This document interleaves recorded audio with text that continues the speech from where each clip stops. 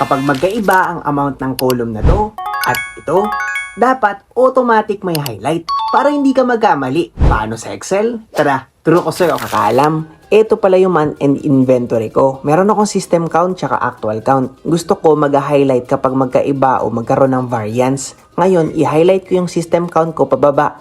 Tapos nag-conditional format ako. Tapos new rules, use a formula. Ngayon, yung condition na lalagay ko dito is equals D7 less than at greater than. Ibig sabihin niya not equal. Kumbaga titingin siya dito. Yung D7 ko tsaka yung E7 ko, lalagyan mo ng kulay kapag not equal ha. So dito nakita nyo, walang may kulay. Pero kapag nagkaroon ng pagkakaiba, yung 8 at 5, tapos ito 10 at 5, nagkaroon ng kulay.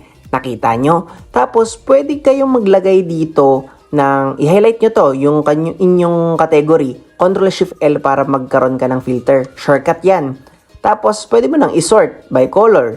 Tapos kita mo kaagad, di ba? Pwede rin filter by color. Ayan. Alisin muna natin yung filter. Okay? Ngayon, kung nagtatanong kayo na, gusto ko sana dapat yung actual count din may kulay. Yung process natin, gawin nyo lang din. So, i-highlight mo yung buong inaman hanggang dito. Tapos, punta ka sa conditional format, new rules, tapos i-use a formula.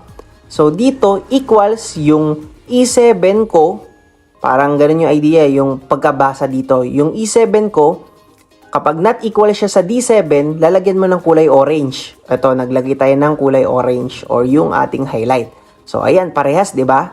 So, walang kulay. Pero pag magkaiba, magkakaroon ng kulay. Diba? Basic lang. I hope nakatulong sa'yo yung technique na to. Like and follow for more Excel tip.